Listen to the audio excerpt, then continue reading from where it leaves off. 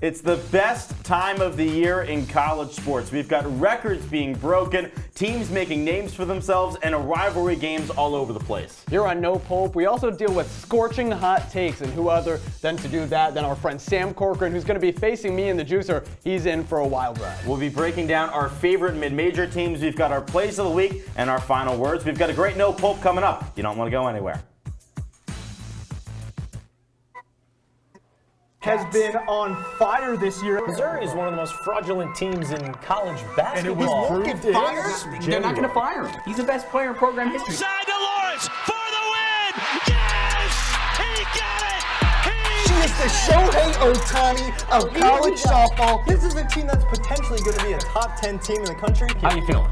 I'm excited to win the juicer. LSU has captured its very first national championship. Hello, everyone, and welcome into our CitrusTV studios for this week's edition of No Pulp. I'm Adam Gotkin. That's Adam Avin. And what a time of year it is. We've got the warm weather, the birds chirping. It's just perfect, isn't it? It's perfect. I was in shorts today. It was 60 degrees and sunny outside. It felt like I was home in Florida. It was awesome. It's awesome. Well, let's get right into our show. We've got records being broken. Caitlin Clark, the new champion of NCAA scoring, breaks Pistol Pete's record. And I mean, Adam, I've got a hot take about this. It's a little bit steamy, but I truly believe in it. I don't care about this record. Look, yes, it's great. Caitlin Clark is an incredible player. She is the best women's basketball scorer of all time. But when we talk about all of the NCAA, if you go over to the men's side, you know about Pistol Pete. Sure. You want me to read off the other guys in the top five? Sure, why not? Go ahead. Have you ever heard of any of these people? Antoine Davis, Freeman Williams, Chris Clemens, or Lionel Simmons? Look, these guys are ballers. Yeah, you have no idea who these people are because in college basketball, the best players leave after 1 or 2 years. Yes, it's awesome what Caitlin Clark is doing, but at the end of the day, this is such a big deal because Fox and ESPN want you to tune in. Fox and ESPN want their money. Caitlin Clark is awesome. But I don't care about this record. What a moment that is. She breaks the record at the free throw line. She stands alone. She breaks it at the free throw line after one of the worst foul calls of all time. They call it a technical. My God. She runs into the Ohio State player and then flops, and it's a technical foul on Ohio State. Don't get me wrong. She's incredible. What she's doing for the sport is great. But this record, I just don't care. Look, you are such a Debbie Downer. I couldn't disagree with you more. She is the all-time leading scorer for both men's and women's in college basketball. That is a huge deal. How many points does LeBron James have in college basketball? Well, he has 0. Exactly. But he has 40,000 NBA points. Thank you. Okay, but right, I mean, you look at what she's done at Iowa so far, and she's not done yet. By the time she finishes, her record is going to be almost unbeatable. Her dad tells a story all the time where when she was growing up, there were no girls' leagues around to play in, so she had to play with the men, with the boys, and they won AAU championships. I mean, her record shows for young girls and boys all over the country, the world, that no matter the adversity you face, you are going to be able to be successful and maybe become the all-time leading scorer in college basketball, Adam. I mean, that is a record that people should care about. I mean, just by those statistics alone and the records that she's broken, I mean, we're talking about maybe one of the greatest we've ever seen play basketball, and she's going to go and do even bigger things in the WNBA. Look, she's great. I'm not denying that, but also this is an Iowa program that is historically good. They made the Elite Eight in 2019 without her. They were a 3 seed in 2015. Caitlin Clark is incredible, but I feel like we're getting a little bit too carried, get a little bit too caught up into this hype. I don't think it's okay, that when UConn was special. winning 5 straight national championships and they had Breanna Stewart and they won 200 straight games, we weren't hyping up Breanna Stewart. Saying we were, were, but not to this level. Come on. Not to this level. Right. Caitlin Clark hype is at a different level, and she deserves it. But this record in itself, the all-time scoring leader in NCAA, when in college basketball, the best players on the men's side, and even now in recent years on the women's side, they leave early. They don't play all 4 years in college. Caitlin Clark was probably going to leave after last year, people thought. So I don't really care about an all-time scoring record. They leave early, but Caitlin Clark averages 32 points a game. Exactly. She's and great. No one on the men's or women's side is doing what Caitlin Clark's doing. So she's the best player in the country right now. I'm not denying that. All right. Well, I'm not denying that. Okay. Well, obviously, Iowa and Caitlin Clark are setting themselves up for a prime position in the tournament, right? A top 3 seed as it stands right now. But over the men's side, seeding is still being figured out. As we look at the top 4 at those 1 seeds for March Madness, 3 of them seem to be pretty figured out in no particular order. You got UConn, Houston, and Purdue. But that 4th seed has been something that's been talked about a lot. Tennessee starting to make a name for themselves with Dalton Knecht, maybe the surprise star of the season right now, Adam. Who is going to fill that extra 1 seed spot? Could it be Tennessee? I think it is going to be Tennessee because the top 3 1 seed spots are filled right now, and I really do believe in this volunteer squad. And you said it, it's all about Dalton Knecht. Rick Barnes has never had a player like him before who can just take over a game and score at will. He is one of the best players in the country. If Zach Edey wasn't alive, then it would be Dalton Knecht, I think, as the Naismith National Player of the Year. And it's everything that he does that I think is finally going to get Rick Barnes' team over the hump. Barnes is one of the best coaches in the history of college basketball. 27 NCAA tournament appearances, and he's made 1 Final Four. It's always because of his offense. He always has great defenses, but with Dalton Knecht this year, I think that the offense is enough. It's enough, but there were also some grooves this year where they were in a bit of a slump. And I know they've only lost, 5 games or something, but Dalton Knecht had to kind of carry that team through some of those struggles. They lost to South Carolina and Texas A&M, again, 2 SEC teams, a little bit of rivalry going there. But the rest of the team wasn't playing up to their level. But right now, Tennessee has won 6 straight games. They got Zakai Ziegler back in the lineup, full time. He had 18, yesterday against Alabama. So you have all these players right now are really in a groove. Tennessee just looks like they're the team to beat. And obviously they play in the SEC against some other good competition. But again, you look at their last 2 games, they just beat Auburn and they just beat Alabama 2 days ago. Tennessee just seems like there's no slowing down right now. And if you're telling me, I'm going to see them in March, Dalton Knecht can score 40 points and win them a tournament game. He can, but what makes this team so special, as I said, is Rick Barnes is a defensive-minded coach. That's what makes his team special every single year. But this year they have the offense as well. They can win games 103-92. You never see Rick Barnes doing that, but he's doing that this year. And that's what makes this squad so special, because when it comes to tournament time, a lot of times that's the difference between good teams and great teams. Can you adapt to different styles of play? Can you beat a team 70-60 and also beat a team 90-80? Right. And that's what I think this Tennessee squad can do this season. Look, Dalton Knecht can carry this team on his shoulders. I know that he can, but Tennessee overall is a really good team, and especially with the way they're playing right now, scoring the basketball just so efficiently. I mean, I don't know if there's any other team that could replace Tennessee to be that other 1 seed. I mean, you got Arizona. I don't really trust them. Maybe UNC if they go on to win the ACC, but I don't know. I think it's Tennessee's to lose. Yeah, I think it's going to be really interesting. I believe in this volunteer squad. It all does come down, though, to conference I'm a Gator league. fan. I don't want them to do good, but I mean, I can't ignore what I'm saying. Right? It all comes down to that. Well, there's 2 future SEC teams who battled it out this past weekend in women's college basketball. Texas and Oklahoma, and a big upset in the Red River rivalry with the Sooners knocking off the Longhorns. This is a Texas team that a lot of people have liked. A lot of people have said maybe can beat South Carolina this season, but hey, how about those Sooners at home?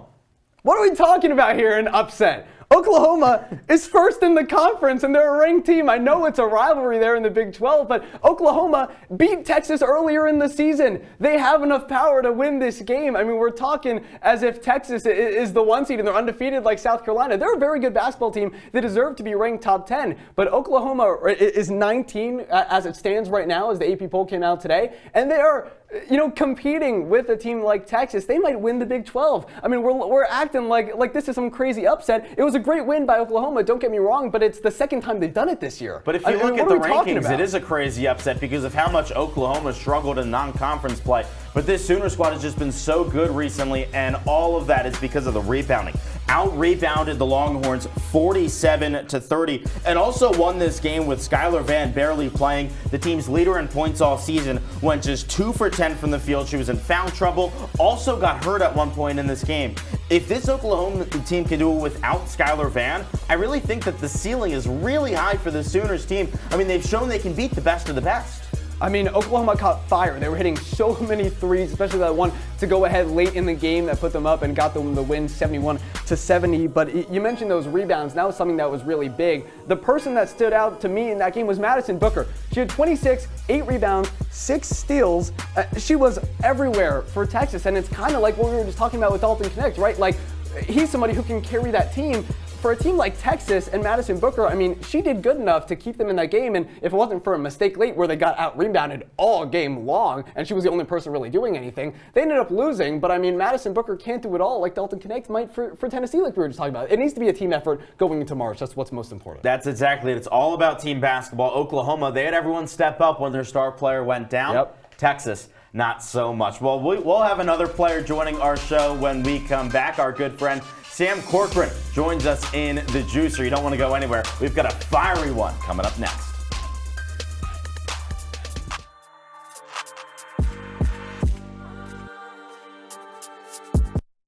Every time I hear the alarm bell go off in school, I think it's an air raid. A lot of houses in our neighborhood have been destroyed. I like to close my ears and sing songs whenever the bombs come close. I'm worried our new neighbors won't like us.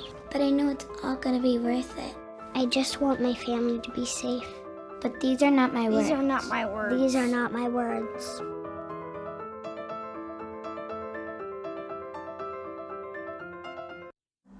Life doesn't always give you time to change the outcome.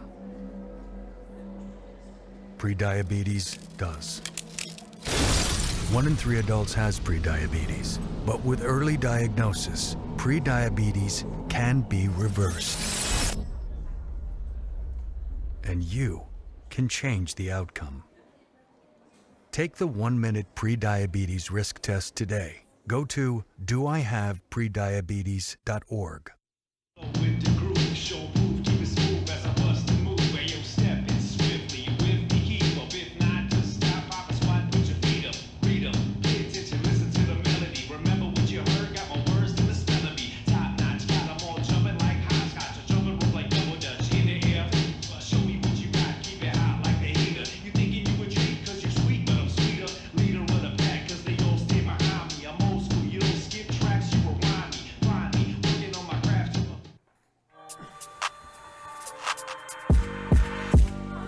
Hello and welcome back into our CitrusTV studios for No Pulp. I'm Adam Gotkin, that's Adam Avin, and we've got our good friend Sam Corcoran now joining us here on the Juicer. You ready? Oh yeah, I'm ready. Well, this should be a very fun one. We've got a bunch of sports to talk about. We're starting with men's lacrosse. We talked about how crazy of a week it was in our web edition, and we'll start off with the player of the week in the sport. And Adam, I'm going to start with you. Who impressed you the most this week?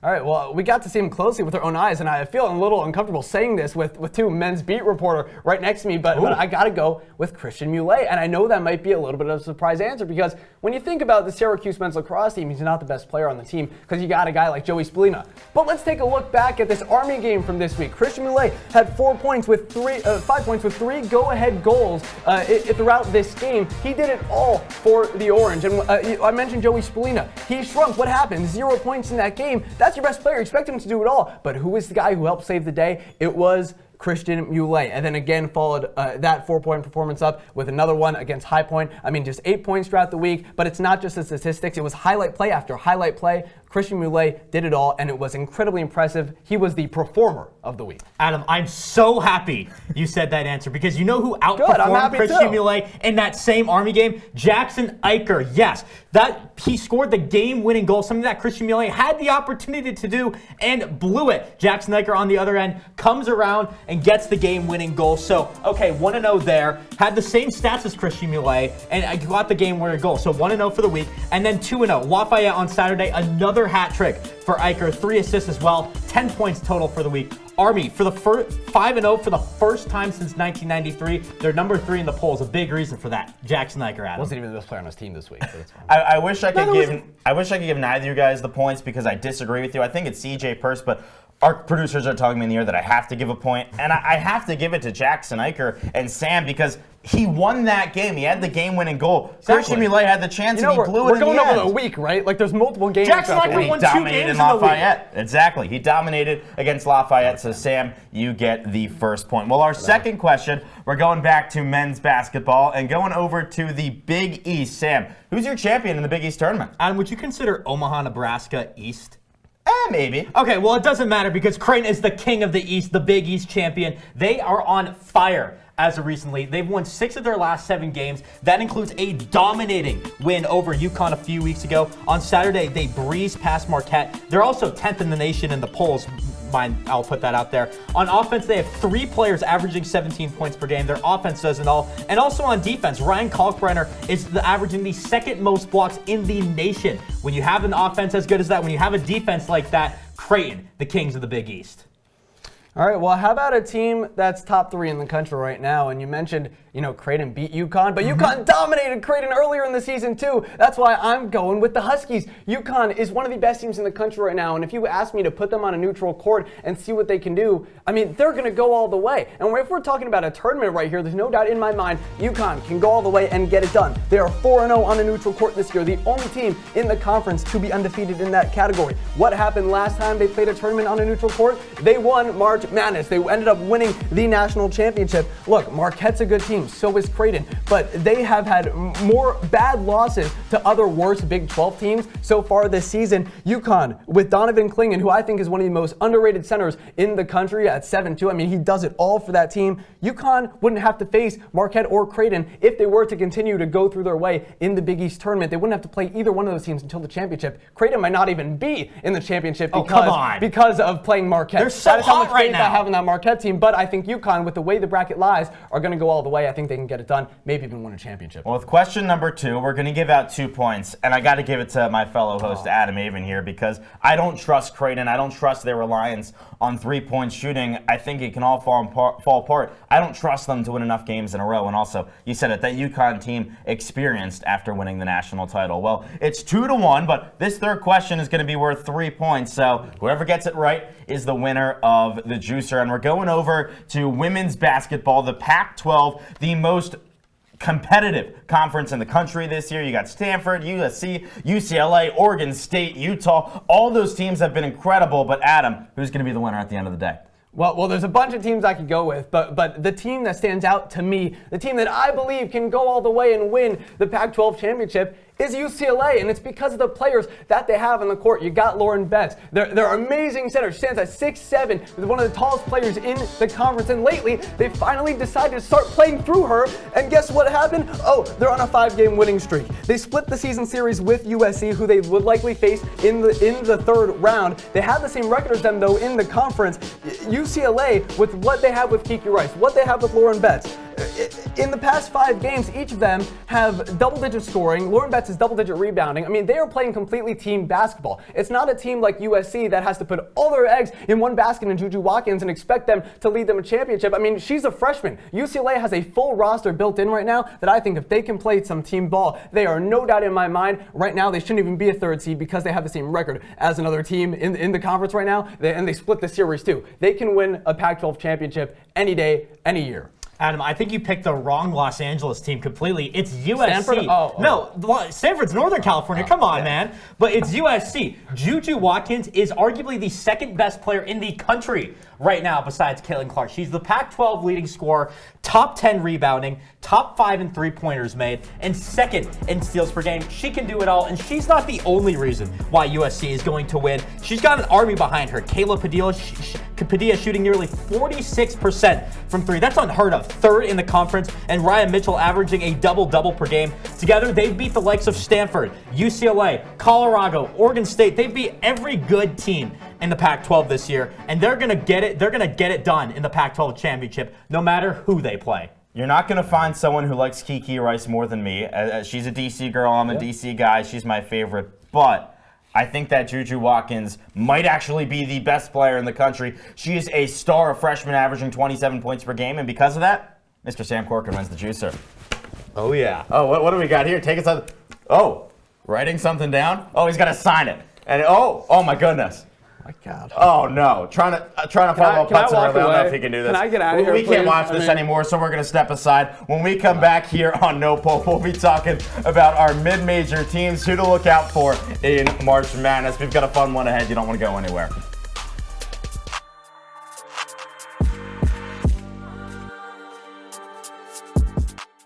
Hey Bobo, do trees tell each other stories?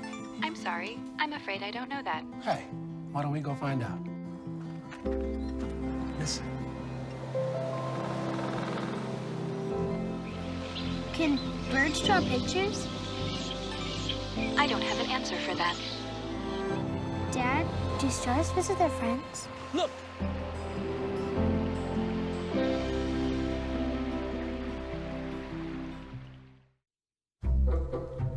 They call me Maxie, but I prefer tripod. I was your above-average four-legged homie, and then wham, bam, minivan. Some people pity me. Now that's lame. I still run, fetch, and swim. And the ladies love me. I'm the ultimate wingman. Just don't ask me to high five.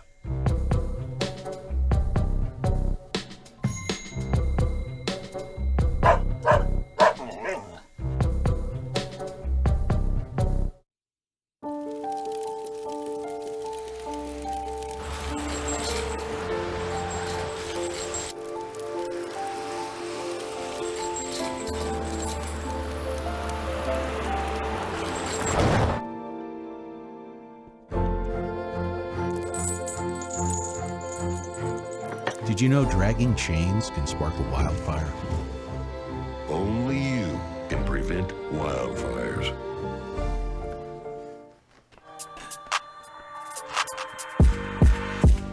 We continue to roll on here on No Pulp. I'm Adam Gotkin. That's Adam Avin. And how about this? Mid-major mayhem. I love watching mid-major basketball. I grew up a VCU fan, so definitely a little spot in my heart for these mid-major teams, especially the mid-major squads that can go on runs like the Rams did back in the early 2010s. So let's get into those teams who we love, teams who can beat those best teams in March Madness, teams who can be the Cinderellas. And Adam, I'll start with you. Who do you like to be a potential Cinderella this year? I mean, you said it. When you think of March Madness, where does the madness come from? It comes in those first couple rounds with those mid-majors who might shock everybody. And there's one team right now that I think is on a tear, and it's Nevada. Nevada. I still don't know which way to say it, but I'm going with the Wolfpack, and it's because of everything that they're doing right now on the basketball court. I mean, let's take a look here. They're third in the Mountain West, but when you think of the Mountain West, they're actually a pretty stacked conference. I mean, you got San Diego State, you got Boise State, you got New Mexico, etc. You got a bunch of really good teams in there.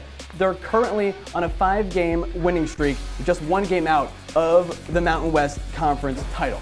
So they're competing right now, and when you get into the conference tournament, I mean, you give me the Wolfpack, I think they can totally go on and upset some people because they have quality wins this year. They've beaten TCU, they've beaten Utah State and Colorado State, both ranked teams in the conference as well. I like what the Wolfpack are doing this year. They're ranked for the first time in a long time.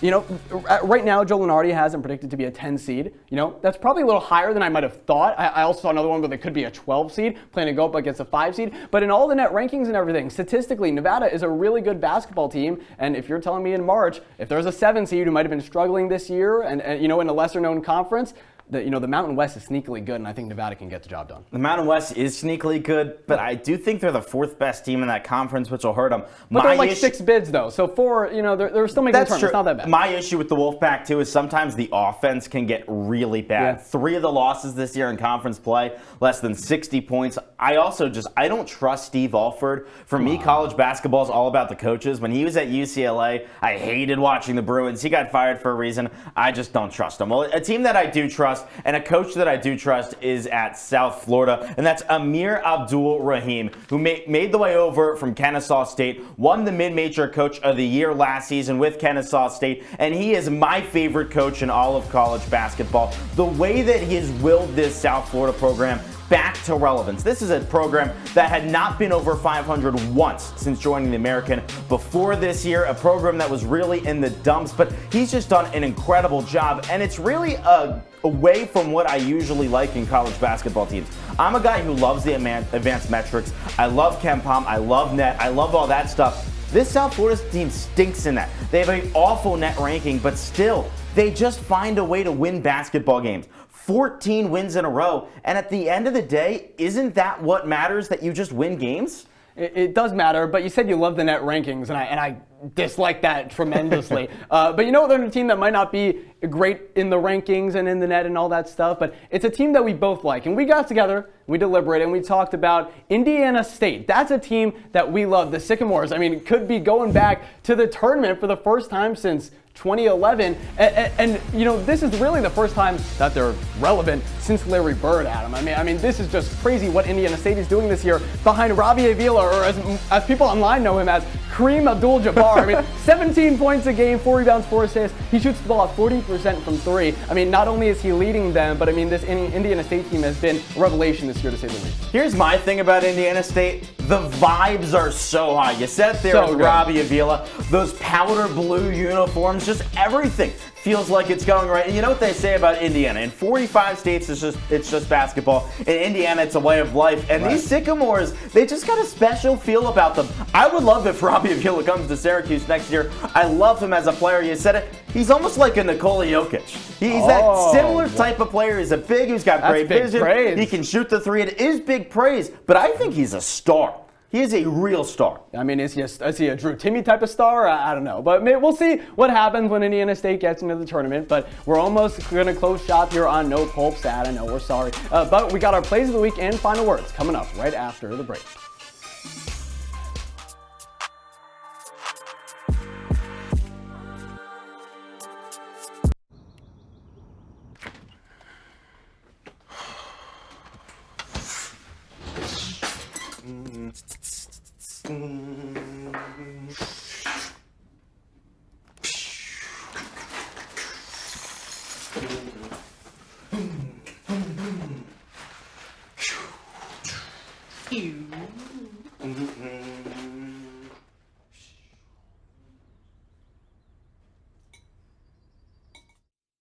Hey, Bobo, do trees tell each other stories? I'm sorry. I'm afraid I don't know that. Hey, why don't we go find out? Listen. Do clouds take naps? I couldn't tell you. Dad, do stars visit their friends? Look!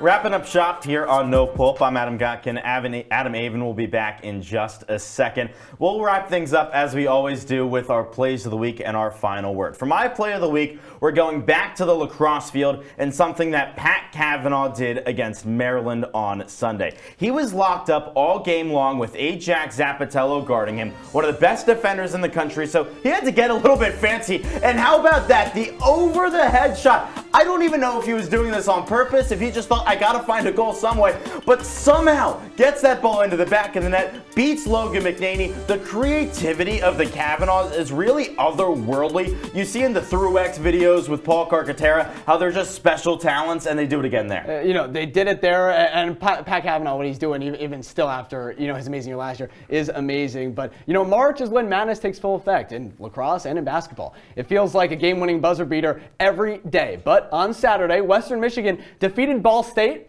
and I guarantee that you haven't seen a game end like this. With 1.6 seconds left in overtime, Western Michigan has the ball. The emitter can't find anything. He chucks it deep, and it lands in the hands of Anthony Crump, who lays it in the buzzer all by himself under the basket. And somehow, someway, the basketball guys delivered. Adam, that is action if I have ever seen it. Take one more look at this. It lands in his hands, and he lays it in. Western Michigan gets the improbable game winner. That was unbelievable. Great madness. My final word is about March Madness, and we need to stop this conversation about expanding the tournament because it is perfect where it is right now. 68 teams is an incredible number. There is no need to add more because right now we're in the perfect spot with 3 weekends of basketball. You have the first one with chaos, and then you go the Sweet 16 and the Elite 8, and then the Final Four. The Final Four this year in the national title wraps up on April 8th. That is way too late to be playing basketball. That's baseball season. We got to calm things down. There's just no need to expand the tournament. It's perfect where it is right now. In no world should Syracuse men's basketball in 2024 be a lock to the tournament. If they expanded it, they would be. At this point, we just got to leave it where it is. There's no need to fix what isn't broken. You know, sports creates some really exciting endings and moments like that, but it also creates some really touching stories. And for my final word, I want to talk about Howard Moore. Moore played basketball at Wisconsin in the early 1990s and went into coaching right after, with his most recent stop being an assistant in 2019 at his alma mater. That year, Moore was injured in an accident, which killed his wife and his daughter. A heart attack after the incident has left him severely disabled since. But on Saturday, Moore made his emotional return to the Kohl Center for the first time in 5 years. In front of a packed house where he celebrated by his family, former teammates, coaches, and the Wisconsin faithful, Moore reminded us all that sports is way more than just a game. It brings people together. I mean, what a touching story from Moore. What an unbelievable story. The stuff like that makes college sports so special. We thank you all so much for tuning in to this edition of No Pulp. For Adam Avin, I'm Adam Gotkin. We'll see you next time.